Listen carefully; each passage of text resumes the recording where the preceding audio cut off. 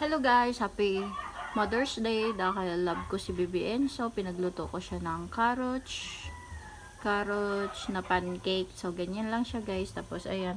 So carrots lang ang ingredient yan. Konting-konti lang. Ganyan lang kaliit yung carrots na ginamit ko. Tapos flour, tapos yeng, at baking soda at konting asukal. Ayan lang guys. So happy snack ni Bebe Enzo yan. So, ayan na nga. Nagwa-watch lang at kagigising lang ni Boss Enzo. Ayan, watch niya ay Cars. Hello guys. So, ito na nga guys yung carrot pancake ni Bebe Enzo. Mmm. Sarap.